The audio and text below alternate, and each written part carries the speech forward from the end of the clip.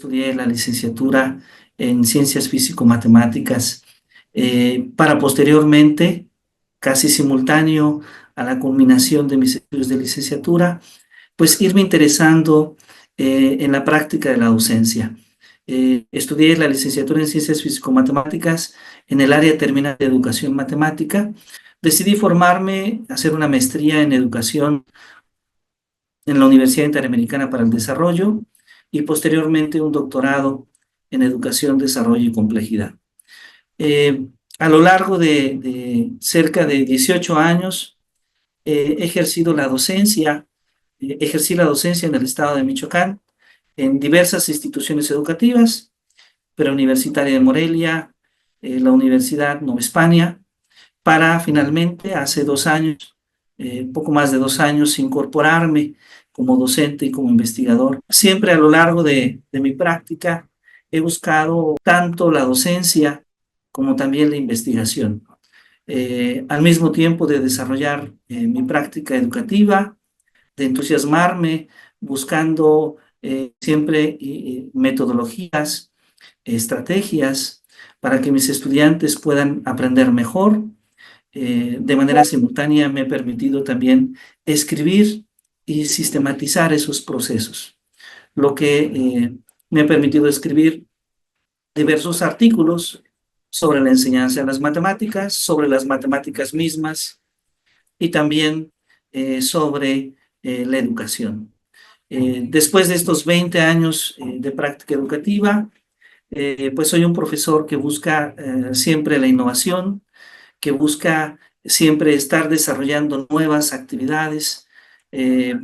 A lo largo de estos 20 años hemos construido más de 20 eventos académicos para estudiantes, para profesores y muchos de ellos dedicados a la formación justamente de profesores.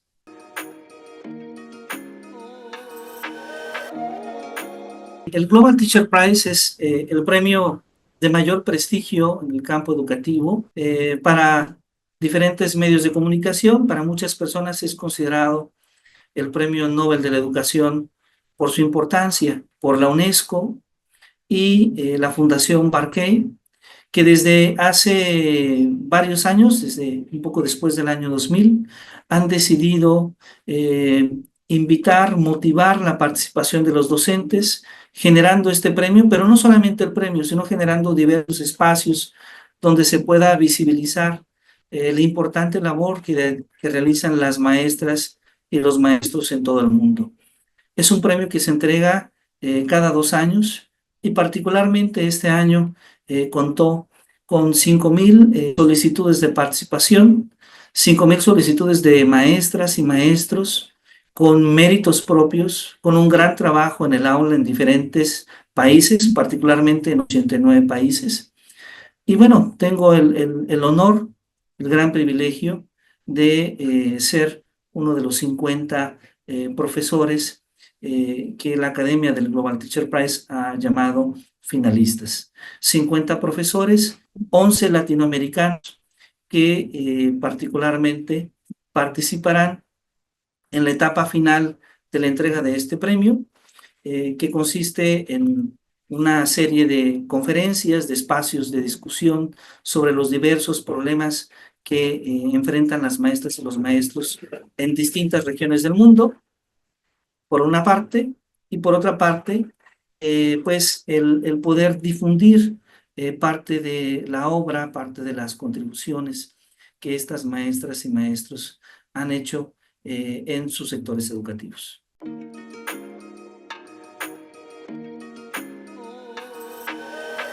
Siento un reconocimiento al trabajo que se ha realizado en los últimos 20 años como docente, pero esto también me da responsabilidad, esto también me impulsa y me motiva a seguir adelante. No es el momento de descansar, sino que todo lo opuesto. Siento que después de vivir esta etapa en mi vida, es el momento de impulsarse más y de realmente buscar a través de la educación una transformación importante en los jóvenes, en los niños, en la sociedad de la cual formamos parte. Todos los profesores que son finalistas son colegas que han hecho una labor educativa importante en sus países. Y todos, de alguna manera, ya hemos pensado en qué hacer con este importante apoyo económico que ofrece la Fundación Barcay.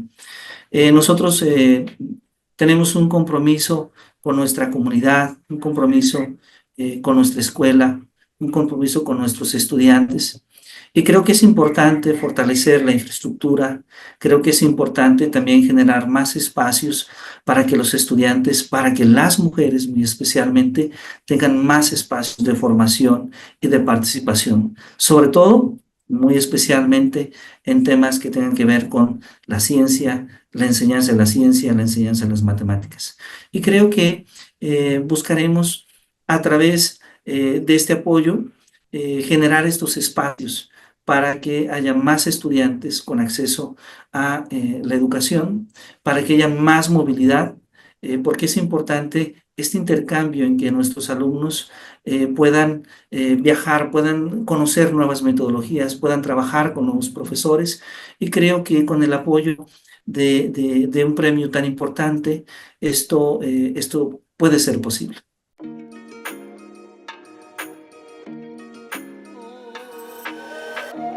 Mi gusto por las matemáticas nació desde la escuela secundaria. Yo estudié en la escuela secundaria Constitución de 1917 y recuerdo cómo disfrutaba en un sentido estético de ver esas fórmulas, de ver esas ecuaciones. Esto despertó el interés en mi persona y ese interés creció más aún en la educación preparatoria. Estudié en el Colegio de Bachilleres del Estado de Michoacán, plantel Cualcomán, cuando recibí mis clases de física, mis clases de cálculo integral y diferencial, y ahí me di cuenta que quería formarme en el campo de la ciencia. Así es como ingresé a la Facultad de Ciencias Físico-Matemáticas Luis Manuel Gutiérrez Rivera en la ciudad de Morelia, Michoacán. Me formé como matemático y tuve un gran privilegio de encontrar en mi trayecto, en mi camino, a grandes maestros, entre ellos muy especialmente al profesor Humberto Cárdenas Trigos, un forjador de la ciencia en México, uno de los fundadores del Instituto de Matemáticas de la UNAM, quien llegó a ser profesor emérito, y quien en su formación, a su vez, había hecho sus estudios de posgrado en la Universidad de Princeton, justamente en una época en la que coincidió con el profesor Albert Einstein. Conocer a Humberto Cárdenas cambió mi vida, cambió mi manera de ver también las matemáticas, y empecé a descubrir no solamente un interés por sus aplicaciones, sino también un interés en ver en las matemáticas un sentido estético, un sentido artístico, entender que el conocimiento matemático es algo que también se puede disfrutar, que tiene este sentido estético. Pero aprender matemáticas creo que va un poco más allá, en el sentido de que no solamente involucra tratar información o interpretarla, sino que también implica la capacidad de resolver problemas en el contexto de los estudiantes, sino que también implica principalmente la capacidad de hacer juicios argumentativos, es decir, desarrollar habilidades de razonamiento. Y dentro de este proceso es importante agregar la capacidad de disfrutar. Y entonces las maestras y los maestros necesitamos darnos cuenta que la manera en la cual nosotros construimos las experiencias de aprendizaje influye mucho en el proceso de aprendizaje que viven nuestros estudiantes. Y esto particularmente ha sido estudiado ampliamente en la teoría de situaciones didácticas de Guy-Brousseau desde los años 80. Habría que agregar también que la manera en la cual nosotros disponemos los conceptos matemáticos, en cómo nosotros representamos esos conceptos, también influye en la manera en que el estudiante aprende. Esto también hay estudios muy interesantes en los trabajos de Raymond Duval desde los años 90. Hemos tratado de crear una práctica que combina estos elementos, que combina el cuidado de las situaciones didácticas, que combina el uso adecuado de las representaciones conceptuales, para despertar el interés en los estudiantes.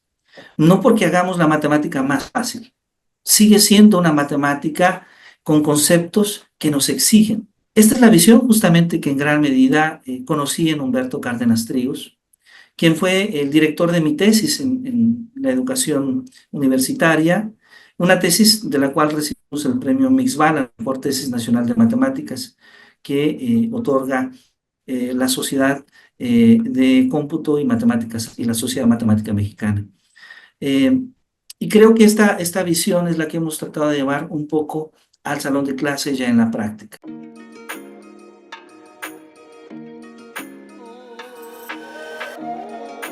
Creo que debemos de entender que la matemática es como la danza, como la pintura, como el arte en sí. Entender el arte, desarrollar una danza contemporánea es complejo, requiere de mucho esfuerzo y de mucha dedicación. Pero cuando lo logramos, cuando lo observamos, podemos saber el valor de ello. La matemática, como lo han dicho algunos matemáticos del siglo pasado, tiene este carácter sutil de que nos enseña su belleza, pero solamente si nos atrevemos a descubrirla. Y entonces involucra que, a diferencia de otros tipos de lenguaje, la belleza en la matemática no está de manera aparente, nos requiere de ese esfuerzo para descubrir su belleza en su interior. Y creo que nos hace falta desarrollar este gusto por los estudiantes, este atrevimiento a no ver a la matemática como algo aislado de la realidad, desarrollar una matemática mucho más contextualizada, una matemática mucho más aplicada, pero también una matemática mucho más cercana a lo humano, porque en muchas ocasiones también hemos tratado de hacer esta gran separación entre las ciencias y las humanidades. Y la matemática tiene un espíritu humano, probablemente uno de los espíritus más humanos existentes, entre los conceptos geométricos o aritméticos. Y creo en este sentido que para ello es necesario que las maestras y los maestros nos centremos en las situaciones didácticas que probemos en el salón de clase. Este es un aspecto primordial. Imaginarnos que la situación didáctica es la experiencia que vive nuestro alumno. Y sabemos que una experiencia que se disfruta es siempre una experiencia que queremos repetir.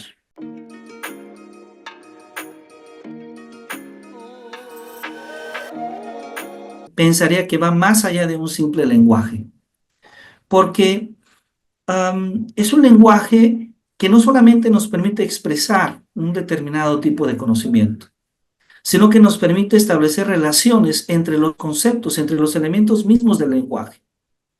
Y esto es muy importante, porque un lenguaje que tiene estas características, desde luego que nos va a permitir comprender ciertos fenómenos de la realidad.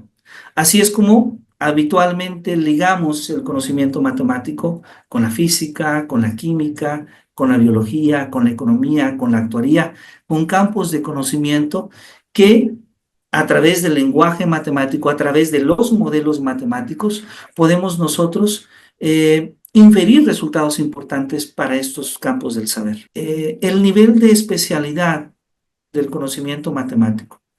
La dispersión que a veces se da cuando hablamos de física o cuando hablamos de matemáticas o cuando hablamos de biología, hace que en muchas ocasiones el conocimiento matemático se vea demasiado abstracto y en muchas ocasiones se vea separado de la realidad. Esto lo vive el estudiante cuando lleva la materia en educación media superior de cálculo. Dice, bueno, profesor, pero es que no me es claro cómo voy a hablar de límites, cómo voy a hablar de derivadas, de integrales, cómo voy a hablar de álgebra con mis estudiantes o en mi vida diaria. Naturalmente hay una forma de conectar estos saberes.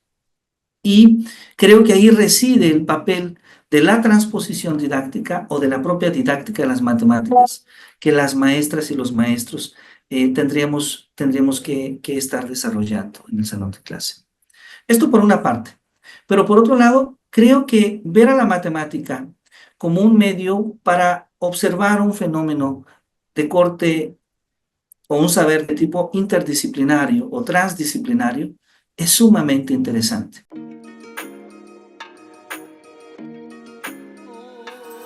La matemática requiere ampliamente de la historia, de la lengua.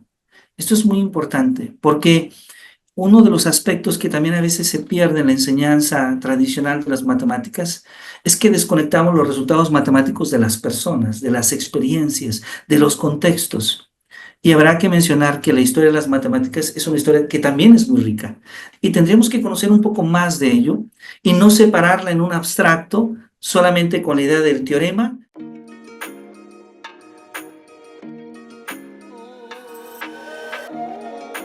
La nueva escuela mexicana ha planteado la propuesta de las metodologías activas como un recurso importante para favorecer el aprendizaje. Dentro de estas metodologías activas hay una metodología en específico, la metodología STEAM, ¿sí? Que naturalmente muestra o busca mostrarnos esta mirada interdisciplinaria del conocimiento matemático en conexión con otros saberes. Creo que es una manera adecuada de poder proponer diversas situaciones donde se pueda desarrollar habilidades de pensamiento tanto científico como también matemático. Sin embargo, creo que hace falta poner más atención aún en los procesos de capacitación que viven las maestras y los maestros. Creo que probablemente ese sea uno de los grandes retos que puedan enfrentar nuestras autoridades educativas.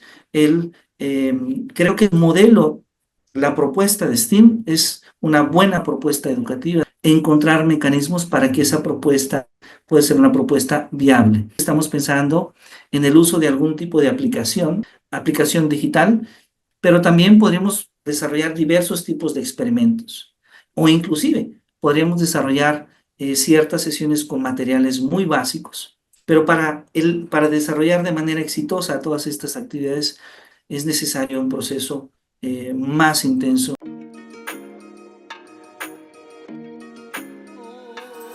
Contamos con algunos investigadores que han estudiado parte de este proceso. El doctor Ricardo Cantoral, en el Departamento de Matemática Educativa del CIMBESTAB, realizó una serie de investigaciones eh, que devenieron en una teoría que él llamó sociocrítica de las matemáticas, en la que justamente él analiza cómo desde las prácticas cotidianas, cómo inclusive de ciertas tradiciones, costumbres, creencias, saberes ancestrales que podemos encontrar en las diferentes comunidades, en nuestros pueblos originarios, se lleva a cabo el proceso de enseñanza y de aprendizaje de las matemáticas. En cómo desde cada cultura, desde cada pueblo, se construyen ciertos conceptos con algunas similitudes, con algunas diferencias, pero que son coincidentes en la necesidad esencial. Lo que trato de decir con ello entonces es que el doctor Ricardo Cantoral justamente muestra la inminente necesidad del saber matemático como parte de la esencia que surge justamente de la cultura. Hablar de una escuela que sea accesible para todos. El hablar de una escuela que pueda ser segura, en el que haya un profundo respeto para cada uno de los integrantes de esa comunidad. Que el salón de clases se convierta en un espacio seguro donde el estudiante pueda convivir, donde el estudiante sea respetado y donde la clase de matemáticas no se convierta en un espacio de discriminación. Es decir, hablamos de una matemática inclusiva, hablamos de una matemática accesible para todos. Ahora, cuando hablamos para las maestras y para los maestros que nos acompañan en diferentes partes de nuestro país, pues es la invitación justamente a encontrar esa motivación interior en nosotros. La invitación a redescubrir nuestra vocación, a redescubrir aquello que nos hace felices en el salón de clases, a redescubrir ese gusto por la escritura, donde podamos aprender con otros colegas, donde podamos enseñar a nuestros estudiantes, a redescubrir ese gusto por aprender. Cada vez que aprendemos un poco más, nos damos cuenta que hemos aprendido muy poco. Creo que esa es una parte sumamente importante, el darnos cuenta que nuestra profesión requiere de siempre estar formándonos y que al formarnos, al construir más sobre nuestra persona, ayudamos a que otras personas puedan formarse mejor.